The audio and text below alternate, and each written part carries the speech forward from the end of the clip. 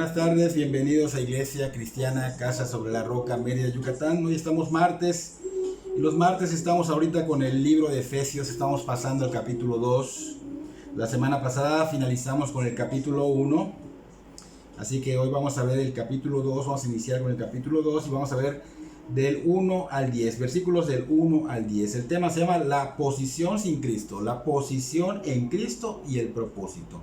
Repito, la posición sin Cristo, la posición en Cristo y el propósito. Son tres puntos que vamos a ver muy importantes. Recordemos que la semana pasada vimos el gran poder de Dios y dónde ha colocado ese gran poder de Dios al Señor Jesucristo. Hoy vamos a ver esos tres puntos importantes debido a que el apóstol Pablo quiere que los efesios vean el gran e inescrutable amor de Dios en sus vidas. Vamos a hacer una oración para que el Espíritu Santo obre en nuestros corazones. Señor, te damos gracias por este día. Venimos ante ti, Señor, a suplicarte, a rogarte que tú seas quien obre, Señor. Que tú seas quien prepare los corazones, que tú seas quien dirija la palabra, Señor. Que tú seas, de alguna manera, Señor, usándome para que ellos puedan comprender tus misterios y puedan ver la necesidad urgente de ser salvados por ti, Señor. Te damos gracias, Padre, porque nos has mantenido libres de esta enfermedad hasta el día de hoy. Pedimos por esas personas que están, Señor, en cama, en los hospitales, Señor, tirados con esta enfermedad, Señor, que tengas misericordia de ellos y des tiempo, Señor, para que ellos puedan escuchar tu evangelio y convertirse, Señor. Glorifícate en sus vidas, Señor. Pedimos, Señor, que esta tarde tú seas glorificado en ello y damos toda la alabanza, toda la atención, toda la adoración a ti, Señor. En el nombre de Cristo Jesús, amén y amén.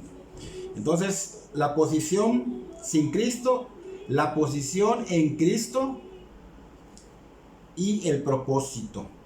Aunque en el primer capítulo de Efesios muestra mucho de la posición en Cristo, el apóstol Pablo va a llevar a los efesios y también a nosotros a dar un recorrido al pasado para ver lo que era la vida sin Cristo, esa posición antigua del cristiano, y luego nos va a llevar a la actual posición privilegiada en Cristo, y por último nos va a hacer ver el propósito por el cual nos puso en esa posición privilegiada actual, ¿no? Así que el fin de este tema es ver y valorar lo que Dios ha hecho y puede hacer a través de las personas, obviamente, que quieran rendir su vida, ¿no? Es que podamos ver ese grande e inescrutable amor y ese propósito por el cual lo hizo.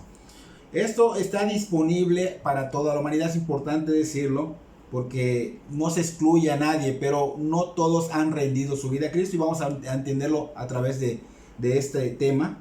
Así que siempre y cuando alguien decida rendir su vida de manera personal al Señor Jesucristo, pues obviamente esto que vamos a ver está para ellos, es promesa para ellos si ellos rinden su vida al señorío de Jesucristo. Debemos entender que esta carta es dirigida a cristianos, pero no quiere decir que no tengan que escuchar a las personas que no lo son, sino que esto va a obrar para que ellos puedan de alguna manera comprender el misterio de Dios, comprender el plan de salvación y rendir su vida al Señor Jesucristo.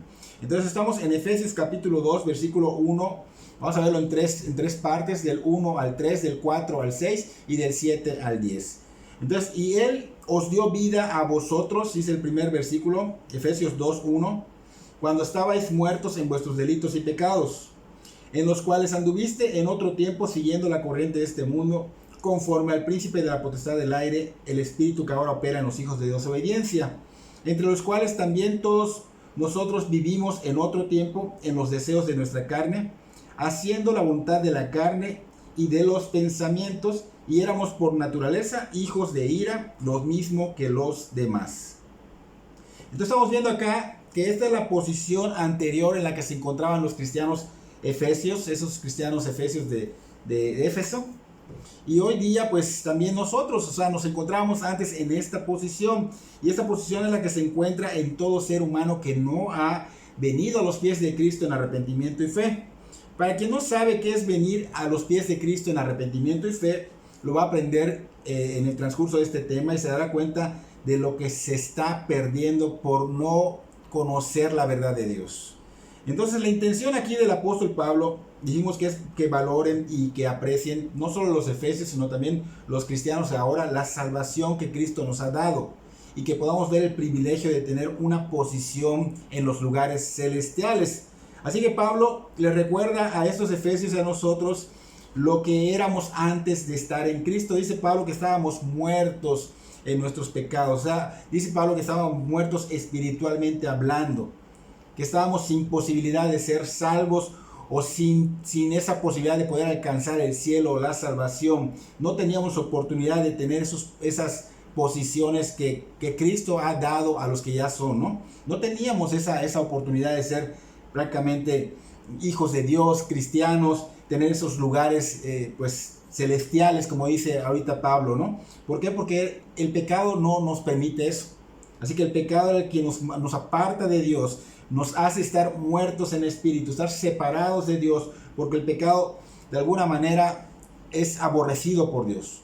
Dios no puede ver el pecado. Entonces, por ejemplo, podemos decir de un cuerpo que está muerto físicamente, que no puede responder a un grito, que no puede responder a que lo sacudas, que no puede responder a que lo estimules con aparatos, porque no va a responder, ya está muerto, ya está muerto. Así en lo espiritual, estábamos espiritualmente muertos por nuestros pecados. Nuestro espíritu estaba muerto por nuestros pecados, aunque vivos físicamente, pero no podíamos ver lo espiritual, no podíamos ver la gloria de Dios, no podíamos alcanzarla, o sea, estábamos totalmente destituidos de la gloria de Dios, no podíamos entender ni siquiera la verdad de Dios, aunque pudiéramos estudiarla, pero no podíamos entender la verdad de Dios espiritual. Aún seas estudioso en la palabra, no podíamos percibir, porque son cosas espirituales. Por eso el Señor Jesucristo le dijo claramente a Nicodemo que no se puede entrar al reino de Dios a menos que naciera de nuevo en espíritu. Eso está en el Evangelio de Juan capítulo 3, versículo 3. Entonces Nicodemo, recuerden que era un estudioso, era un maestro en las escrituras, era un fariseo, era un escriba. Y él, pues obviamente no percibía la verdad de Dios. Por eso vino al Señor Jesucristo a hacerle esa pregunta, ¿no? Y esto es algo que podemos ver en las personas que no son conversas. Aunque digas, bueno, Nicodemo era un estudioso, era un religioso, o sea, vestía como un sacerdote más o menos, pero aún así él no percibía lo espiritual en las escrituras, porque lo de las escrituras es espiritual y se percibe en el espíritu. Como dice Pablo en 1 Corintios capítulo 2, versículo 14, que un hombre natural no puede entender la verdad de Dios espiritualmente porque se percibe en el espíritu. O sea, que tienes que tener despierto o vivo el espíritu para que tú puedas entenderlo, ¿no? Entonces, para el ser humano natural es claro que la palabra de Dios no la podemos entender, no podemos percibir el mensaje que Dios nos está dando. Y para ese hombre natural, cuando nosotros hablamos de la palabra de Dios, es locura para ellos, es locura para ellos. Por eso el ser humano natural no puede entender las escrituras, no puede ver la necesidad urgente de ser salvado, no puede ver el gran amor de Dios, no puede ver la bondad de Dios y mucho menos puede comprender que Dios es un Dios justo, que va a hacer justicia sobre las personas que están en contra de Dios. Entonces el ser humano, ¿qué puede percibir? Lo físico, lo que ven sus ojos físicamente, tangiblemente, perciben hasta donde alcanza su mirada, pero en lo espiritual están totalmente ciegos, de hecho están totalmente muertos, están insensibles a las cosas de Dios. Entonces Pablo le dice a los efesios cristianos que en esa posición en la que se encontraban antes de estar en Cristo es porque estaban muertos. Y también dice Pablo que estaban esclavizados, o sea, no solo muertos. Si leemos el versículo 2 y el versículo 3, estamos viendo que hay una esclavitud debido a que estábamos muertos por los pecados, ¿no? Entonces, esto lo podemos representar como una persona muerta en vida. ¿Qué quiere decir eso? Como un tipo zombie, ¿no? Porque un muerto no va a hacer nada, pero un muerto en vida, o sea, tiene acciones, se mueve, hace cosas. Entonces, prácticamente estábamos en esta condición, ¿no? Andábamos en pecado, pero muertos, pero vivos físicamente, y vivíamos solo para pecar.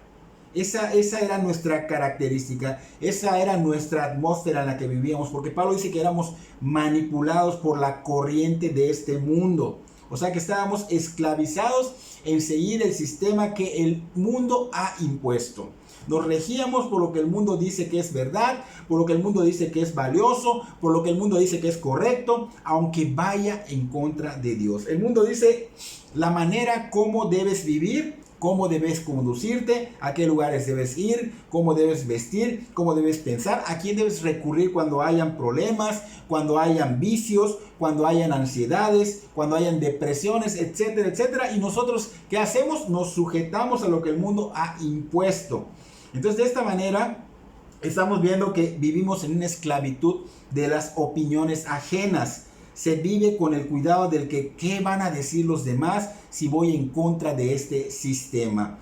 Y esto solo demuestra que no son libres, que no éramos libres, que de alguna manera vivíamos esclavizados a este sistema del mundo, porque dice Pablo que lo ha impuesto, que nos manejaba este príncipe de la potestad del aire. O sea, es un sistema que este príncipe de la potestad del aire es una mente maligna que ha puesto ese sistema y que obviamente opera en los hijos de la desobediencia. O sea, esa manera de vivir está es prácticamente como lo correcto para el ser humano natural. Esos sistemas humanistas, esas filosofías, esas psicologías, esas cosas fueron establecidas por esta mente maligna que ha estado detrás de todo esto desde el inicio de la humanidad. Y no han sido establecidas con un fin de bien, sino con uno perverso. ¿Por qué? Porque ellos quieren dirigir, Satanás y sus demonios quieren dirigir lejos de Dios al ser humano y llevarlos a la destrucción total.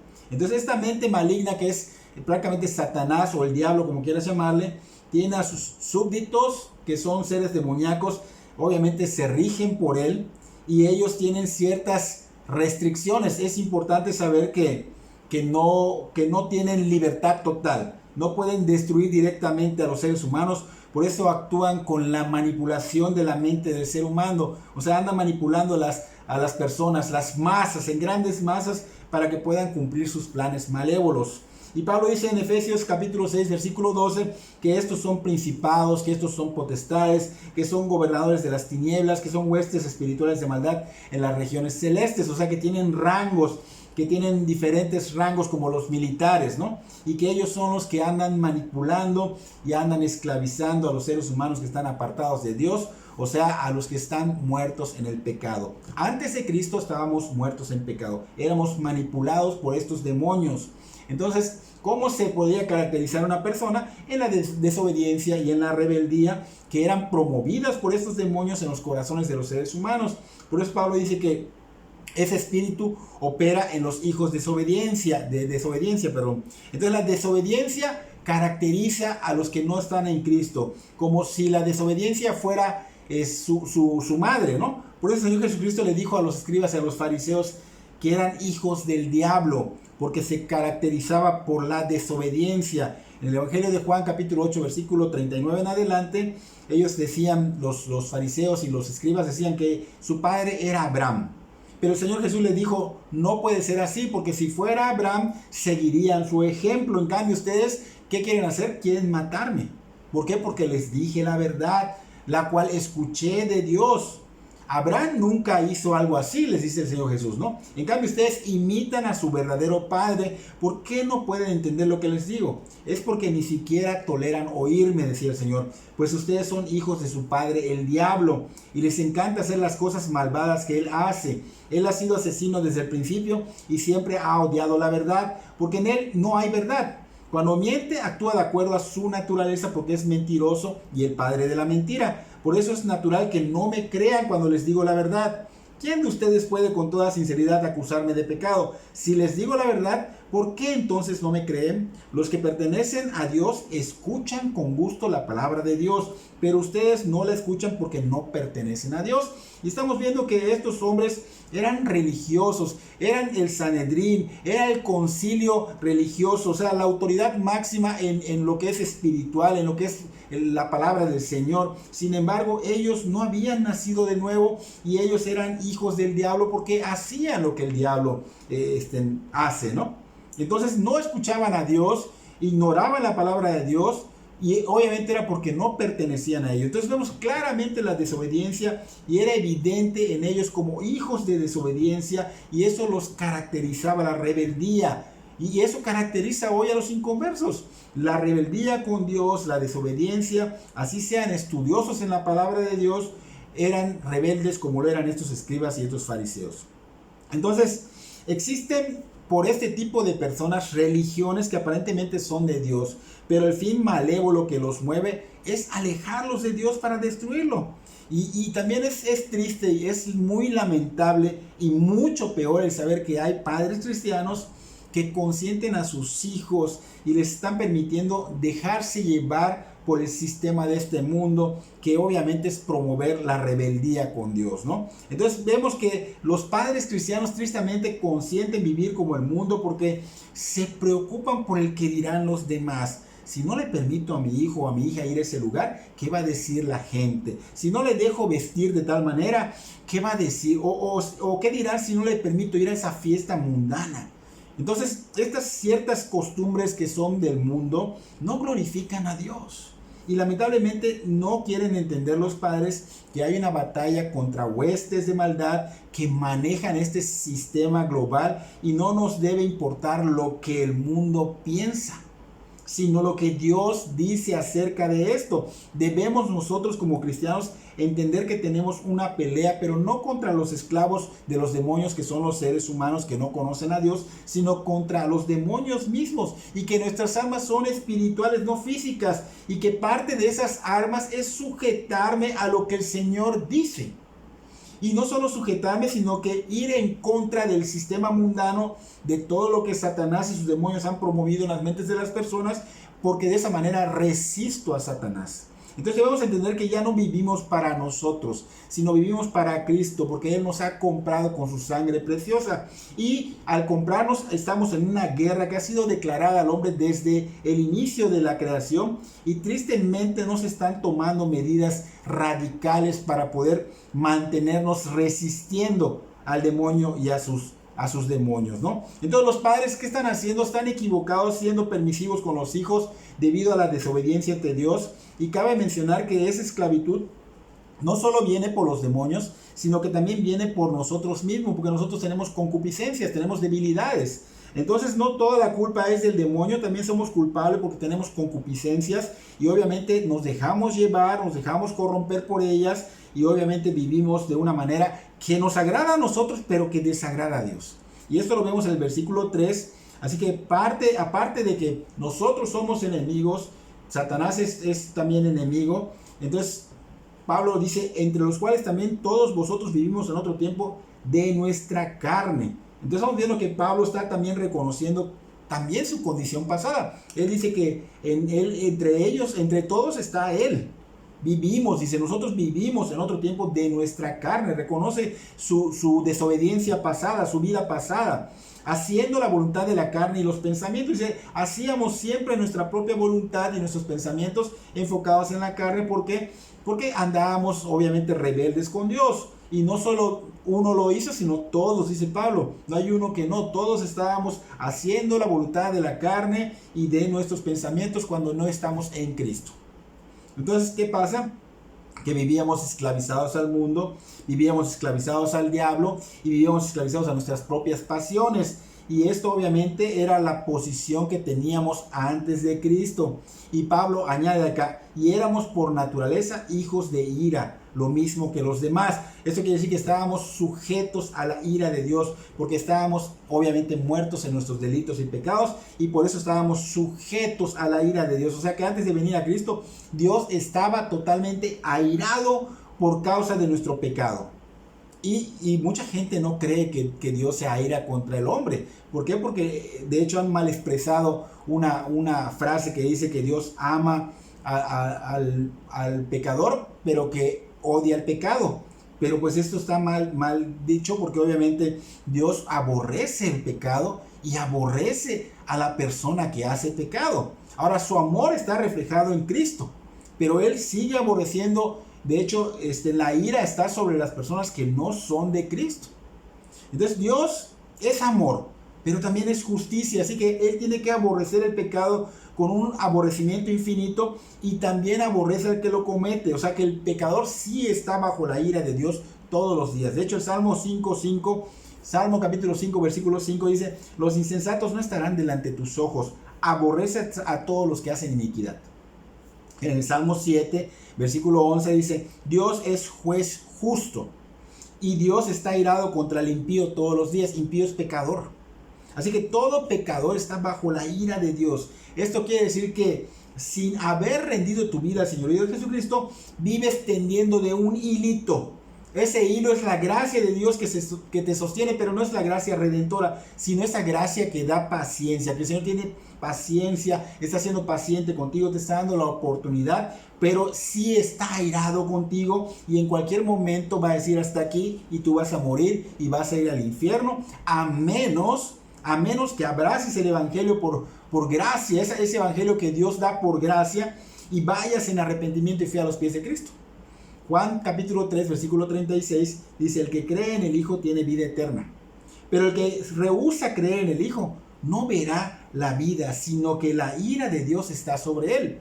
Estas no son palabras que nosotros inventamos y que queramos condenar a las personas. Esto es la Biblia, estamos interpretando la Biblia, nos basamos realmente en lo que dice la Biblia y vemos el texto y el contexto, no solo hablamos por hablar.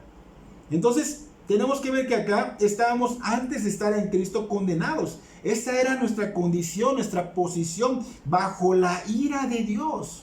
La ira de Dios está permanente sobre el pecador. Y así estábamos y así están los que no han rendido su vida a Cristo. Tienden de un hilo que es la gracia de la paciencia de Dios. Entonces hasta aquí podemos entender que nuestra posición como humanidad está en tinieblas. Estamos en un mundo totalmente caído, totalmente oscuro, apartado totalmente de Dios, sujeto a la ira de Dios. Sin Cristo así estamos. Ahora veamos el contraste de esa actual posición de los efesios cristianos y de los que hoy día están en Cristo. No todos están en Cristo. Tiene que haber evidencias. Y es lo que queremos compartirte para que tú rindas tu vida a Cristo. Y ahorita vamos a ver un tema, o sea, vamos a desenvolver esto en la cual tú vas a comprender cómo es esto, ¿no? Efesios capítulo 2, versículo 4, dijimos que veremos el 4 al 6, el segundo punto, y dice: pero Dios, que es rico en misericordia, por su gran amor con que nos amó, aun estando nosotros muertos en pecados, nos dio vida juntamente con Cristo. Por gracia sois salvos, y juntamente con Él nos resucitó, y asimismo nos hizo sentar en los lugares celestiales con Cristo Jesús. Wow, una posición en la cual nos ha puesto el Señor que no la merecemos, ¿no? Entonces vemos que aquí Pablo está diciendo a los efesios y también a nosotros que lo que ahora somos, o sea, ya que somos salvados, ya que somos cristianos, no fue hecho porque lo merecíamos o porque nos esforzamos, o sea, para nada fue así. Es una obra maravillosa y consumada porque Dios dice acá, Pablo, que es rico en misericordia, porque Dios es benevolente, porque si nos llegáramos a ver entre un espejo espiritual, nada bueno puede haber visto Dios en nosotros, nada bueno, porque estábamos muertos al pecado, teníamos el pecado en nuestro ADN y vivíamos en pecado. ¿Qué de bueno podría ver Dios en nosotros si estamos en pecado, estamos en rebeldía, estamos en contra de Dios, estamos ensoberbecidos? Es por esa razón que Dios merece toda la gloria, porque Dios es digno de toda la honra, porque Él nos salvó sin nosotros merecerlo, sin haber dicho, bueno, mira, al menos hace algo de lo bueno. No, estábamos todos totalmente destituidos de la gloria de Dios, así que Él merece todo el crédito. Y cuando Pablo habló que fue por su gran amor, habla de un amor que no se puede entender, que es inescrutable, un amor que es difícil de comprender, porque dices, ¿cómo puede amar a quien lo escupió? ¿Cómo puede amar a quien lo latigó? ¿Cómo puede amar a quien lo golpeó? ¿Cómo puede amar al que le arrancó la barba? ¿Cómo puede amar al que lo clavó? ¿Cómo puede amar al que lo traicionó 3 veces? Entonces, todos estos que lo traicionaron no son los que estaban en ese momento, somos todos nosotros, toda la humanidad, todo pecador. ¿Por qué? Porque Él tomó el lugar de todos. Él tomó el lugar de todos. Y nosotros estábamos en rebeldía, por eso dice inescrutable, porque significa que es algo que no se puede comprender. ¿Cómo? Es un amor que no puedes comprender del todo. Y no se puede ni siquiera medir. O sea, es tan grande, y Pablo quería que los efesios y que nosotros fuéramos capaces de comprender cuál es la anchura, cuál es la longitud, cuál es la altura y la profundidad de ese amor. De hecho, Pablo ora esto más adelante en Efesios 3:18.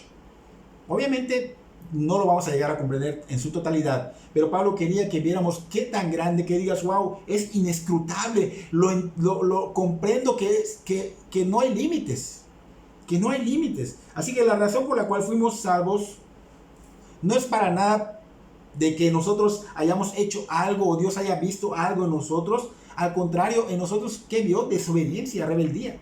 Entonces la razón de nuestra salvación se encuentra en Dios, no en nosotros. No podemos entenderlo, repito, no había ni hay nada bueno en nosotros. Aunque seas moralmente bueno, el más bueno en todo el mundo, no hay nada bueno en nosotros porque nosotros estamos ofendiendo a Dios desde que nacemos. O sea, tenemos ese pecado por naturaleza y aparte tenemos un corazón perverso.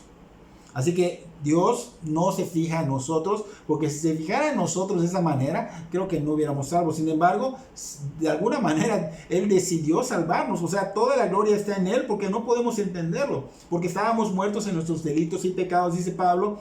O sea, que estábamos muertos en el espíritu y aún así Dios decidió vivificarnos, o sea que nos regeneró, abrió nuestros ojos, nos hizo ver realmente la esperanza que es Cristo, para que abracemos a Cristo por la fe, para que podamos ser salvos. Entonces el mismo poder de Dios que levantó al Señor Jesucristo, que lo resucitó de los muertos, ese mismo poder fue el que nos vivificó, o sea, nos regeneró, nos dio vida junto con Cristo. Entonces, es importante entender que cuando alguien se convierte a Cristo es porque Dios ha dicho que viva. Es porque Dios lo ha decidido. Dios ha tocado su vida para que el evangelio que tanto escuchó esta persona y no hacía nada en él, ese día tenga algo. Haga así, wow, tiene sentido. Y él vea realmente la misericordia. Él vea realmente su estado condenatorio y vea el amor y la misericordia de Dios en Cristo Jesús. Entonces, ¿qué va a pasar? Que de alguna manera Dios decide, convence, y es como si fuera la primera vez que escucha el evangelio y que está claro, que comprende que está condenado, que comprende que solo Cristo lo puede salvar, que comprende que está totalmente arruinado sin Cristo. Entonces, nuestro hermano Paul Washer, nuestro hermano en Cristo, habla de un testimonio de un hombre, pues, que realmente nos va a ayudar a comprender esto, ¿no? Un hombre muy fuerte, dice Paul Washer, de Alaska, un hombre que dice que podía matar osos con sus propias manos, grande, fuerte, sin temor a nada, que llegó a la iglesia un día que el pastor Washer fue invitado a compartir el evangelio en Alaska, y dice que el pastor Paul Washer vio que entró este hombre y traía una mirada muy triste. Y Paul Washer predicó y terminando la predicación se acercó a este hombre y le preguntó que si podía ayudarlo porque lo veía muy triste, ¿no? Y este hombre pues sacó un sobre y de ese sobre sacó unas como radiografías y le dijo que el doctor le había dicho que le quedaban 6 semanas de vida y que él nunca había sentido temor de nada hasta ese momento, porque dice que él creía que había un Dios, pero que no estaba preparado para llegar a su presencia, y que sabía que si moría se tenía que encontrar con él, y que había escuchado de un tal Jesús, pero él tenía temor, y por eso fue que llegó a la iglesia, y Paul Washer le preguntó que si había escuchado el mensaje que había dado, y él dijo que sí, y Paul Washer le preguntó, y lo entendió, y este hombre dijo, estaba muy claro, cualquiera lo puede entender, ¿eso es todo?, le preguntó. Entonces le dijo el pastor que no, y le dice, ¿qué necesito hacer para comprenderlo? Y el pastor Paul Washer le dijo, pues la Biblia dice que hay que arrepentirse y creer en el evangelio. Entonces, ¿cómo le hago para hacer eso?, dice este hombre, ¿no? Yo creo lo que usted dijo en su sermón y está en mi mente. Ahora, ¿qué debo de hacer? Se supone que yo deba morir, pues de alguna manera esperanzado en que lo que usted me dijo es verdad. Y el pastor le dijo que iba a cancelar su vuelo para que se quedara, porque tenía un vuelo más al rato, y se iba a cancelar su vuelo para que pudiera compartirle y que Dios obre, porque pudieran suceder dos cosas, que Dios obrara y se salvara, o que Dios no obrara y él muriera sin Cristo y obviamente se iría al infierno. Y fueron palabras muy duras que estamos viendo acá, pero eran necesarias para esa urgencia, para ese momento, ¿no? Entonces el hombre dijo que estaba bien y el pastor primero agarró y le dijo la fe viene por el oír la palabra de Dios. Fue la primera frase que le dijo. Y lo llevó de alguna manera de paseo en la Biblia al Antiguo Testamento, mostrándole el poder de Dios, el deseo de Dios de salvar y perdonar al ser humano. Y el pastor, después de que le mostró esto, le preguntó que si había pasado algo en él. Y que no se refería a que si había alguna emoción o alguna visión del cielo, sino que él quería ver si él ya tenía la seguridad, la certeza de que Dios había hecho esto a través de Cristo para él. Entonces el hombre dijo que no, que solo veía que el pastor pues estaba siendo bueno con él, que pensaba que le decía la verdad, pero que él iba a morir y que no sentía ninguna paz. Entonces el pastor le dijo que siguieran viendo las promesas de Dios, y volvieron otra vez a Juan 3:16, y el hombre le dijo, bueno, esto ya lo vimos, pero el pastor le dijo, lo sé, pero la fe viene por el oír, y quiero que oremos y que usted lea esta promesa de nuevo. Entonces oraron, dice el pastor, y luego él leyó y comenzó: de tal manera amó Dios al mundo. Dice que tenía su Biblia del pastor en sus manos, y que él decía: de tal manera amó Dios al mundo, y que enseguida empezó como a medio temblar así, y que terminó la frase, dice que dio a su único hijo para que el que crea en él no se pierda, sino tenga vida eterna. Y que el hombre comenzó a decir: soy salvo, todos mis pecados han sido perdonados, Jesús murió por mí, soy salvo. Y que el pastor le dijo: ¿cómo sabes eso? Y él le dijo: ¿acaso no has leído este versículo? Entonces es el pastor que el Espíritu Santo le había mostrado la verdad de ese versículo, y que ese hombre había confiado en eso. Entonces el pastor le dijo, él le dijo al pastor que si podía ir mañana a su casa a contarle a su esposa esa gloriosa historia, ¿no? Y el pastor Paul Washer fue, y el hombre le decía al pastor allá en su casa con su esposa, le decía así todo emocionado, que tenía un brillo en la cara, y que le decía: cuéntale de Juan 3:16, dile que voy a ir al cielo, dile que voy al cielo. Y esto es algo que sucede, ¿no? O sea, fue Dios quien dijo: vive. Fue Dios quien decidió que este hombre viva, porque vio su corazón dispuesto. Dios ha dejado su evangelio para salvarnos a través de Cristo. Y tal vez muchos hubieran hecho que este hombre haga una oración para recibir a Cristo en su corazón, pero debemos entender que no podemos estar sobre la soberanía de Dios. Hacer que las personas hagan una oración para decirles que ya son salvos es estar sobre la soberanía de Dios. Recordemos que Dios es quien da la misericordia, que Él es el que convence, y Él sabe quién verdaderamente se quebrante y se humille. Así que nosotros solo debemos ser diligentes en compartir y disponer nuestro tiempo para ello. Los efesios cristianos, ese hombre que estamos hablando del testimonio, y nosotros los cristianos de hoy día, fuimos vivificados, o sea, fuimos regenerados por el Espíritu Santo. Fuimos ya resucitados junto con Cristo en los lugares celestiales en este tiempo presente y en el futuro, porque es una promesa. Así que para los que no saben qué es venir a los pies de Cristo en arrepentimiento y fe, estas dos condiciones que acabamos de ver, o posiciones, muestran que una persona o ha sido, o no es, o ha sido ya regenerada. Y te muestra cómo debes hacerlo si no lo has hecho. Ahora, lo que yo les aconsejo es que analicen a la luz de la prédica, esta prédica que está siendo bíblica, y veas si estás o no en Cristo.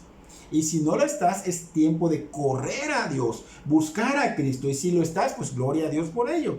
Ahora, Pablo nos muestra que ya en Cristo somos ciudadanos del cielo.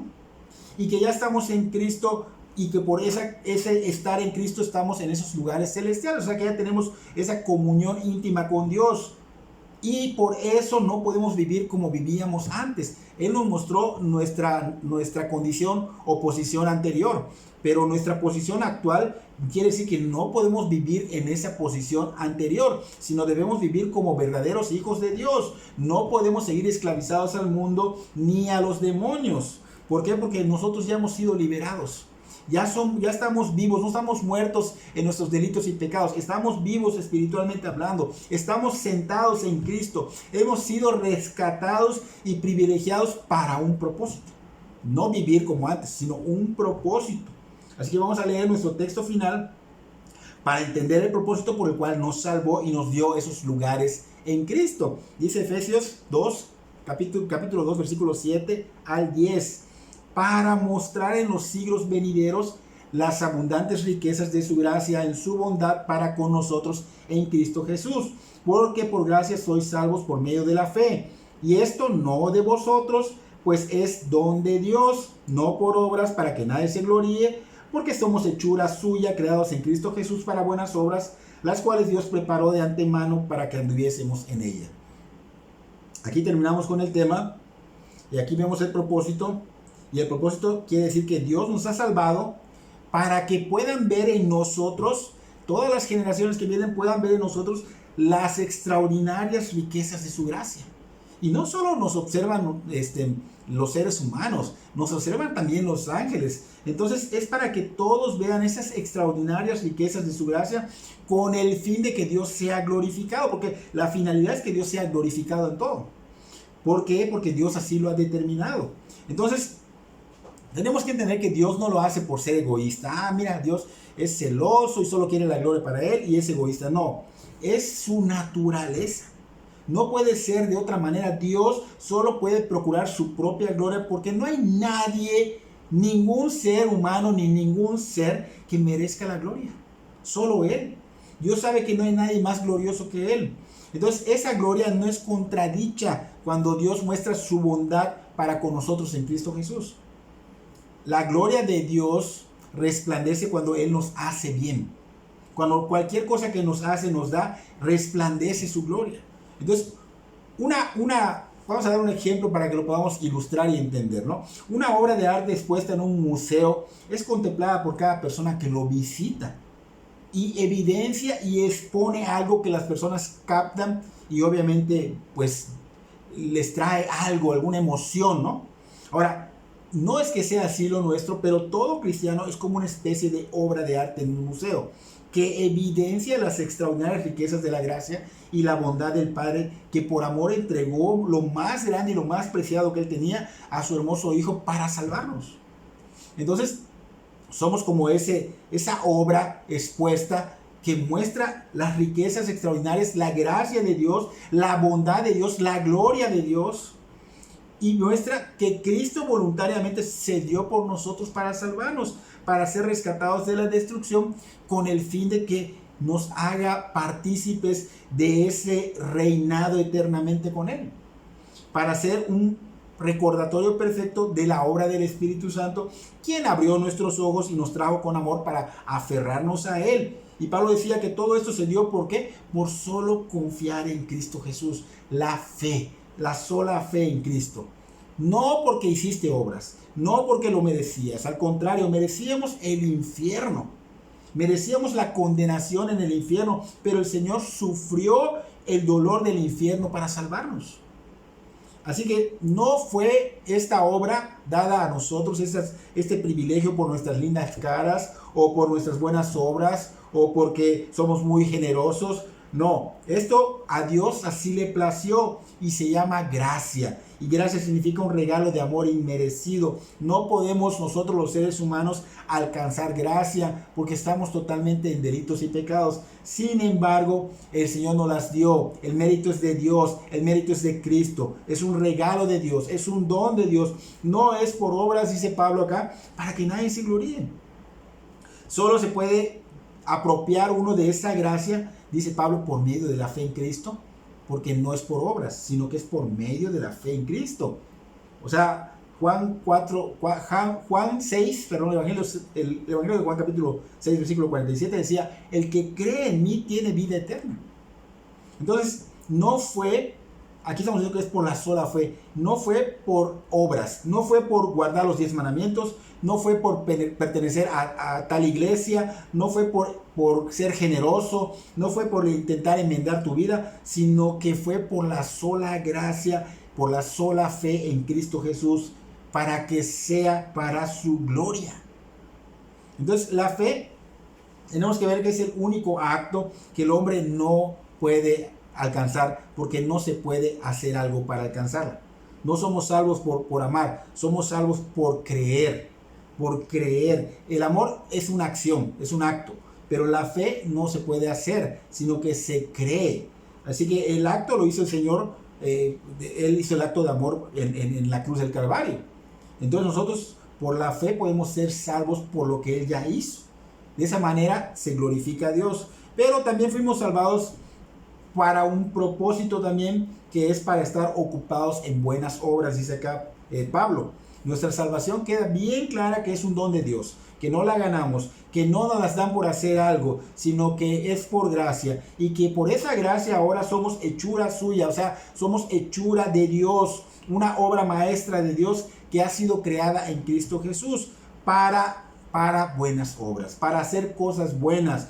Pero tenemos que entender que estar en Cristo obviamente va a hacer que esa fe que tenemos en Cristo fluyan obras. O sea que la fe se va a evidenciar en obras de bien. El cristiano debe ser una persona que realmente se vea por sus obras quién es, que se vea por su persona quién es, que se vea que por su vida realmente es una persona que cree en Cristo. O sea, su vida debe ser algo fuera de lo normal, extraordinario, porque Dios ha hecho una obra extraordinaria y sobrenatural en ti.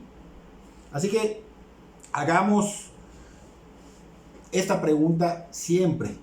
¿Nos vemos realmente como si tuviéramos la fe en Cristo? ¿Le damos gloria a Dios por nuestra manera de vivir, por nuestras obras? Porque la salvación, mucha gente la toma como yo quiero ser librado del infierno, y ya como si fuera un boleto para ir al cielo. Muchas usan esto de pretexto y dicen que pues es por gracia, no tengo que hacer nada, así que me da la salvación y no tengo que seguir esforzándome a hacer nada más. Y se nos olvida que somos una nueva creación en Cristo y que debemos esforzarnos, porque debemos vivir como Cristo vivió, porque ese esfuerzo no va a ganar nada. Pero sí, como hijos de Dios, como nuevas criaturas en Cristo, debemos caminar como Cristo.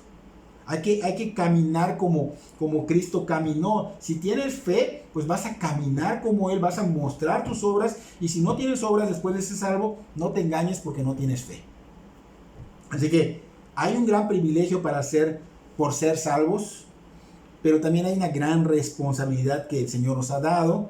Y eso dice Pablo, que es ocuparnos de nuestra salvación con temor y temblor. O sea, fuimos rescatados de una manera vana de vivir, pero no para seguir viviendo así, sino para que andemos en el Espíritu, caminando tras de Cristo, y no sigamos el sistema del mundo, sino que andemos en luz para que Dios sea glorificado. Así que no le demos la importancia a lo que el mundo le da importancia, porque vivimos los cristianos casi como el mundo. Entonces no sigamos cayendo en el engaño. Que los demás quieran vivir así es problema de ellos, pero tú sé ejemplo. Sé ejemplo en tu hogar, sé ejemplo en la calle, sé ejemplo en la iglesia, porque no solo es en la iglesia. Así que tú ya eres librado, tú ya eres libre de esto, ya no estás esclavizado. Entonces los demás deben percibir que tú ya no eres igual a los demás, que vives totalmente otro sistema, porque no estás viviendo el sistema malévolo. Porque es triste que el cristiano, fíjense, el cristiano, apenas sale una moda, ya está en ello. Ya está en ello. Sale un nuevo celular, ya lo compró, el más caro. Y salen frases antisonantes de moda y la gente ya se apropió de ellas, y en sus hogares se menciona esto. Entonces, ¿dónde está eso que Cristo hizo por él? ¿Dónde está esa regeneración? O sea, Cristo derramó su sangre no para que vivas esclavizado, para que vivas como un ser humano libre en Cristo. No libre de hacer lo que hacías antes, libre en Cristo. No nos deben ver con el mismo afán que tienen los demás, no nos deben ver con las mismas preocupaciones que tienen los demás, no nos deben ver con los mismos enfoques que tienen los demás, porque somos en Cristo, somos seres extraordinarios y debemos vivir como seres verdaderamente celestiales, o sea, vidas extraordinarias. Que nos cataloguen como locos, eso no nos debe importar. Lo que nos debe importar es lo que Dios quiere que hagamos. Dios ha dado su gracia para que podamos vivir a esa altura. Nos ha hecho hijos de Dios y Él derrama su gracia para que nosotros podamos esas riquezas. ¿Para qué? Para que lo glorifiquemos. Y para aquellos que no han rendido su vida a Cristo, pues se encuentran en una posición o condición terribles, porque dice que estamos bajo la ira de Dios sin Cristo. y que estamos tendiendo prácticamente de un hilo de gracia que es paciencia de Dios, que en cualquier momento podemos irnos al infierno. Entonces, antes de que pase esto, es importante que corras a Cristo. Él te quiere salvar, pero tienes que correr a Él y tienes que disponer tu corazón. ¿Y cómo se dispone el corazón? Se rinde. Algo así como cuando estás enamorando a alguien o ya tienes novio o novia y siempre estás dispuesto para todo lo que ella o él quiera o lo que te quiera decir. Estás atento a todo lo que él te diga o lo que ella te diga y quieres hacerlo sin condicionar. Bueno, algo similar. Pero para que puedas entenderlo más, escucha las prédicas, porque recuerda el ejemplo que dimos del hermano Paul Washer, de ese hombre que escuchó el evangelio y que por el oír la palabra fue que Dios obró en su vida. Así que te recomiendo que escuches nuestras prédicas que damos por este canal, por este Facebook o por YouTube, y espero que Dios obre en tu corazón y estamos a tiempo mientras estemos en vida. Y pues es una bendición que Dios nos da de un don. Es gracia, es gratis, no tienes que pagar nada. Espero que Dios obre en tu vida, que obre en la vida de nuestros hermanos en Cristo para que seamos edificados y que sea Dios glorificado, porque ese es el fin, que glorifiquemos a Dios con nuestras vidas. Que Dios bendiga sus vidas grandemente.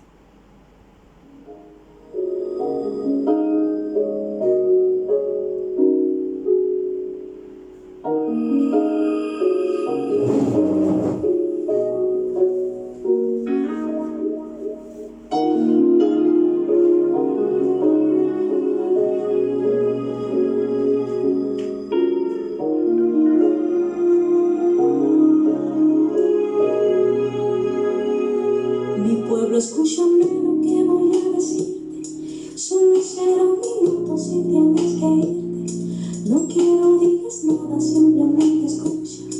Perdona si en un momento te interrumpo. Hoy hace 2000 años fue crucificado, mi cuerpo escupido y ensangrentado. Llevé todas tus culpas sobre mi costado, para darte la vida eterna como un regalo. Yo soy quien preguntas, ¿por qué no me escuchas? ¿Por qué no me miras? ¿Por qué no me besas? La hipocresía se queda en tu mente y dices que me amas. Te has hecho muy fuerte en tus razonamientos, has cambiado mi gloria por tus sentimientos. A veces por las noches vengo y te despierto, pero ya no te importa hablarme en un momento. Te pasas todo el tiempo hablando cosas vanas, sin la televisión, las modas o la fama. Has perdido la santidad que en ti brillaba. Sabes más de novelas que de mi palabra. Mi anhelo es usarte, que muestras mi gloria. Yo me quedo en sueño, que rebose tu papá. Que cambies el mundo cada vez que hables, pues el tiempo se agota.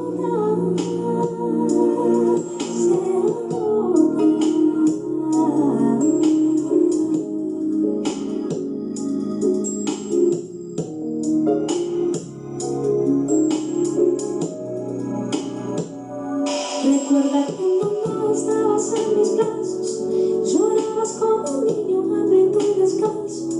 En cámara lenta tú y yo nos juntamos, las lágrimas caían bailando en un charco. Te di la nueva vida, te abrí las puertas, llené tu corazón borrando la tristeza. Hoy dices que ya tienes hechas tus maletas, te vas al mundo, no importa qué suceda. No puedes negar, siempre estuve contigo. Ojalá que si vuelves yo no me haya ido.